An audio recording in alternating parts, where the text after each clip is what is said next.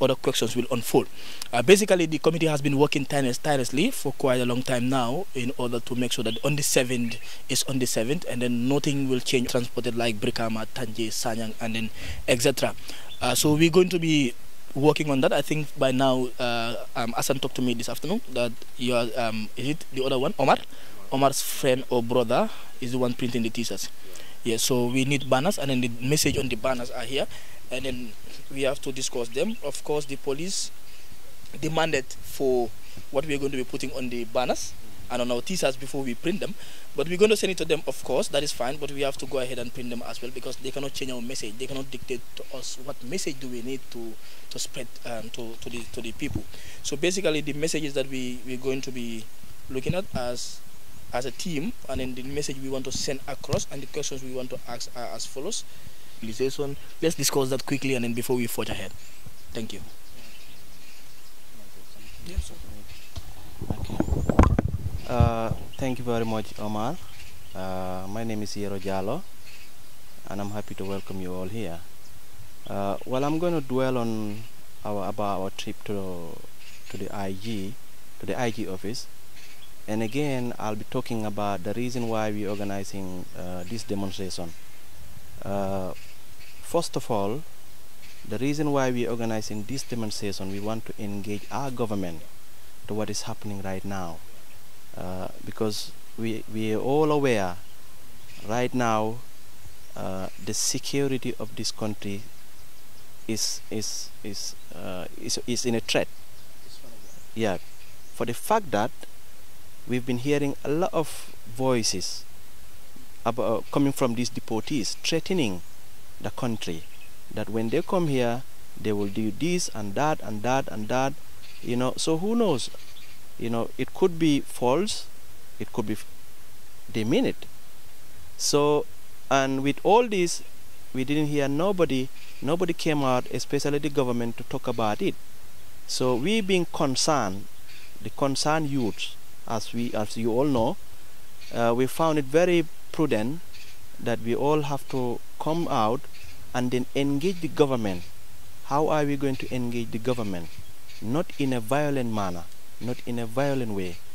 We want to come out to the street and then tell them this and this and this we think is wrong, so it has to be addressed in a peaceful way.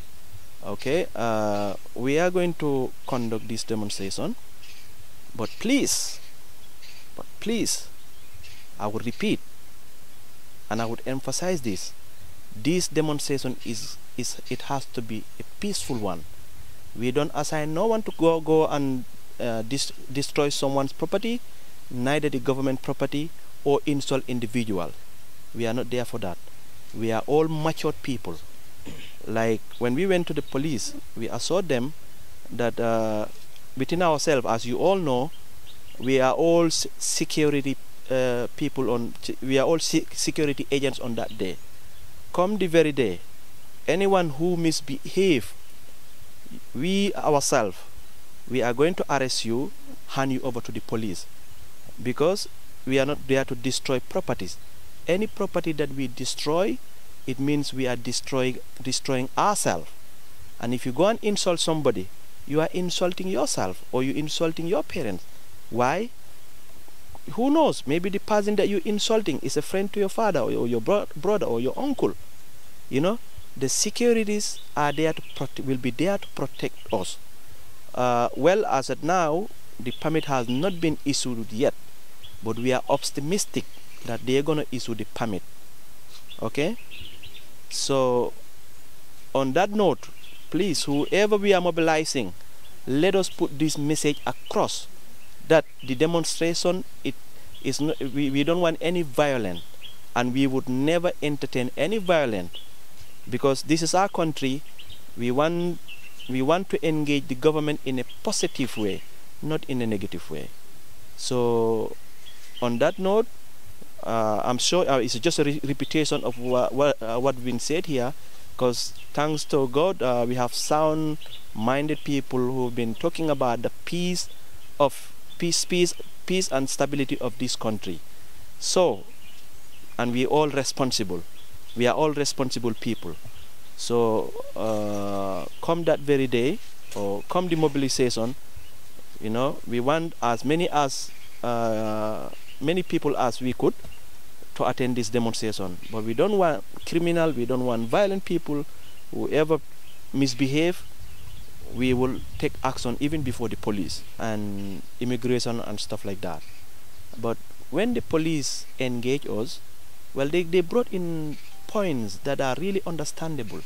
They said Banjul because they're expecting a lot of people. No one knows the amount of people that will be attending this demonstration, because this is a national concern. Almost everybody, every Gambian is concerned about this. So they are assuming that the crowd will be larger. So on that note, when the crowd is so big, Banjul being the main referral hospital in the country, perhaps we might affect somebody. Like, let's say the ambulance might be bringing in a patient. Okay, we have a lot of people on the street whose life is at stake. So we are there to help, but at the same time we might affect somebody, which we don't want. That we understood. So that is one of the reasons why we said, okay, what they said is true. So we have to change the venue. You know, this demonstration, venue doesn't matter. To me, venue doesn't matter. What matters is the message. Let the message be filtered. And I'm pretty much sure that we would have the message filtered. Even if it's one person or two people, let's just make sure that the media houses, they are there to spread the message. That's all. And the government would know what's going on. You know? So I would emphasize again, let's not worry about the venue, you know, in as much as we are optimistic about the permit, you know, and we agreed we've designed a procession area where we are going to start and where we're going to end, you know, and we all agreed to that. So let us just go ahead with that, because it's all part of national development, you know. Don't be too stereotyped. We shouldn't be too stereotyped to say this is what we say and it has to be this. No, then we are not calling ourselves what we are. You know, we have to be positive in all aspects. You know, when somebody brought in an issue that would affect somebody, I think the onus is on us to understand where the person is talking from. So this is the reason why when we went to the IG office and we spoke to them, they brought in these hinges. Then we understood, and we decided to change the venue. We need to understand the people in the diaspora, their families are ready to join us, but there must be a contact. There must be a signal between us and them that makes sure that they are prepared for on the 7th. We have only 3 days to go. Monday, Tuesday, Thursday. By this time, is either we have concluded or we are still at Westfield. So obviously we have already 3 days to go. So by now we should be able to know areas that need vehicles so that we can budget all these stuffs right now and then get them out. So how far is the mobilization? So that shows that we have 2 teams.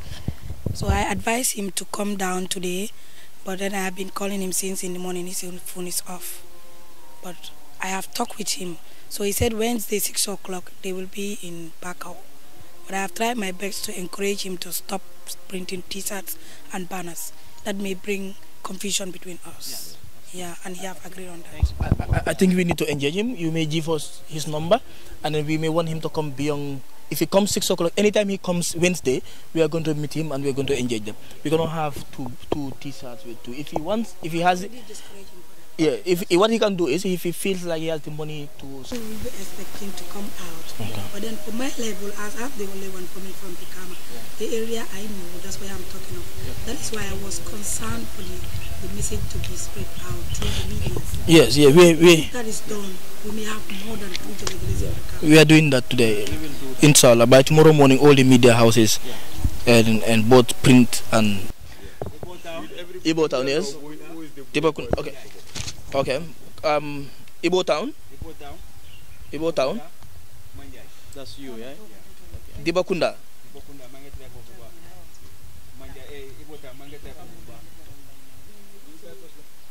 Yeah, so Lola, because yeah, because one thing I want to emphasize on, because we are going to be in Westfield now, if we can cut down the number of vehicles that we're going to be using, we can have more t-shirts, because right now we wanted to print only 200 t-shirts, and I'm procrastinating we're going to have more than 500 people. Yes. Can you? No, my gender t-shirts, so I'll give you XLL. So Lola, so I will communicate, I will talk to you after the meeting shortly, so that we arrange that, and then let's see what is happening in Ibo Town, Dibakunda, and Manjai. So those who are in Sanyang, and then those people are not here today, we have to communicate to them, and then we have to look at so Tanje, how many point A to point B? That is when we are going on procession. A PA system that everybody, just the PA system can attract people to come out and join the protest. But if it goes otherwise, that the police feels they're going to give a permit, meaning they are stopping us from going on a procession, but they're not stopping us from demonstration.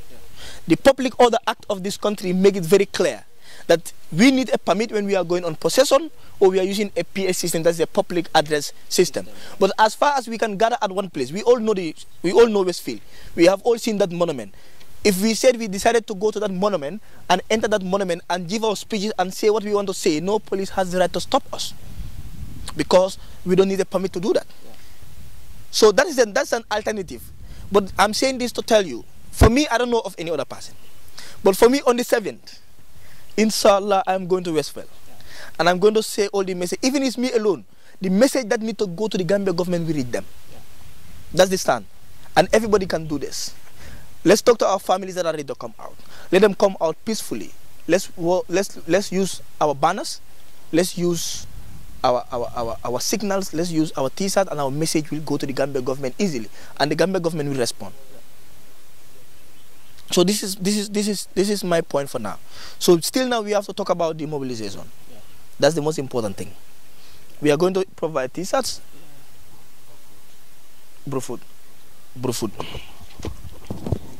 Independent service or not? I am pretty sure. I was so comfortable with Jawara coming to this meeting. I was so comfortable.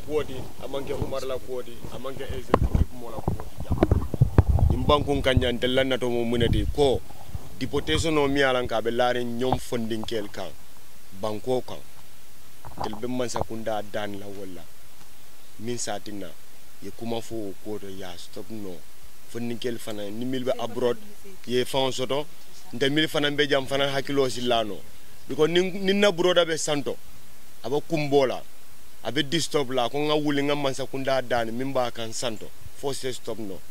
So wala mun delan na to de ka wuli kam man sakunda dani lillahi ala kamalam lillahi ala kama an felenga nyaati len kam man sakunda dani alo mari del be musallalade alo mari ala ni Gambia la duwa hormoto momo wultane ko yengan ya dolo soto miala nga manke ndeke base ni ngani ota manke umar ngani oti ko ni ngani obe konte le jina fintina na ena la fa molkan nga man saddani mimba larim fonde kel kan dunia kono ay bo funding kel kan ani mumé mil bebi jam fonsen na salol keno sunkaro fela sida an nit ñi mil be santo ñi la kantel bal makoy ñi la kantel makoy del jiko mu ñi la te lillahi ala kamma ko ndel lamman sakunda fanka tubab du dani so kon del milaran ko foarol be du maja so ndel ñi na mun na ñanto de kam man sakunda dani lillahi ala kamma deportation o mi ala ka be larim funding ke musol nin kel kan lillahi ala kamma. Now, so maybe na Westfield on the 7th, be peaceful march pass kela, peaceful march peaceful match be banko alfal be dan la na nim banko atelle mum bati atelle mum fati atelle mun na mansa kundati atelle bantel nyato ndel nato o ma atelle sentel nato min balaren ka atelle sa bonni non ka wala nangal kenyato so be ngunu malal no ka mbal dan la na la political party be al na la banko mol be al na la minister al na la député lu al na la councilolu al na la alpha kendol mume be christian bunda dan la be musulme bunda dan la ko banko fondinkelu anim banko musol na tole be kambal dan la lillahi ala kamma lamde amanke lillahi setan de alo mari alen tankandi setan ko la je momo ya nyaati lin gambia fondinkelu kan ko sentano e bina wala tilin na gambia kono alo mari alo setano ko dindi ndel alfal ka wala ke ta jamonto iko lefo chochol to so momon be dunia daw dan kanyina dan gambia wala mun telan na toti dan assalamu alaikum wa rahmatullahi ta'ala barakatuh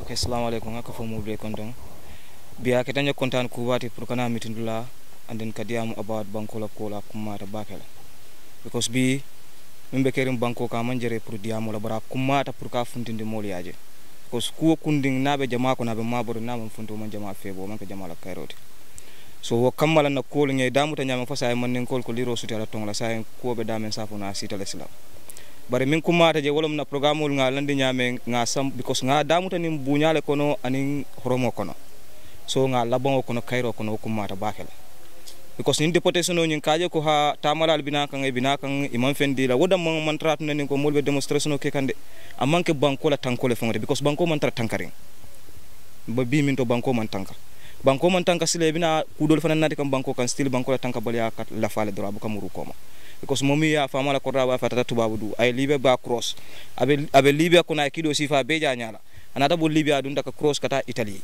police ya no ma kata nyaanya nim pra fam fa wala fam barama man chance to no inata muta wodde to kuna no miro kono ani o jawe kono ya murundi na la banko ka wala muru wona banko ka banko dingle possibility mili nata bang ya military jamba mu possibility because mili bota je tata banko mantra tankare inata muru banko ka amantra tankare sila banko e possibility wala na funninke le wulta ka load la ka kuola because hani man sa funga sembo so la ka load la ka nyin kuola so woto ku banko ka kumata bakele funninke lim man sa ka jibero kala kudo bije simman sa danin wala banko kan immediately a stop bar kudo bije wo manke kumi ka man sa dana la de man sa nyanta jibero kala wala de instant ko nye stop because ko kundi na banko dingli febo banko kan abuka tano adu nyim manke tel lab gambia jan dammanti nigeria ya kele ghana ya kele india ya kele and then ghana wala ka wato mina stop tele wata mo bill clinton ne president in america bire Ghana mo murundi nan kabuna America kenati Ghana la mansa kundana te murundi munekata ye murundi because a complaint ni nako kaytan America mansa kundala ko eta ka posno na tin tela banko ko ndela ni banko ding be mu foiro leti ni le fama ñu la ko ralle wafi ni le ka fu ñu mal la ko do leti ta tubabu du ni le be jikirin ka fenne so do kana ko lu josay itinata wolu muta wolu men fen so to yol kam fato murundi nan tela banko ko akamunte tela tan tela mansa kundala tinyaba ni kamale si karandino metiolale andi si dundino karambungul tole in case bajala ni nata isi fanna fano anden yol milla fengli tra isi josay no fana ayatri hakilo be tenkondi wala kada Ghana ni America agreement ya stop deportation ni manna possible so ntella jang nyim banko kanja asikeno le barabe tembo mi do sa sutia batale pour man sa kunda tamandir ka ko la kala dula kala o kumata baka bara tafundin kelle bulla amba na funtilum fana nyanda kala arami solate so arami sobe kumala baba kele pour nga beng Westfield nganna mol kaf nyoma ata bayla de lungu sitala ndata bayla ni Allah subhanahu wa ta'ala kitala lungu ta bayla ni ala mbeni yo siam bar min kumata wala min ko nga damuta ni horomo ni bunya min kono nga samba wala because wala ka banko sambano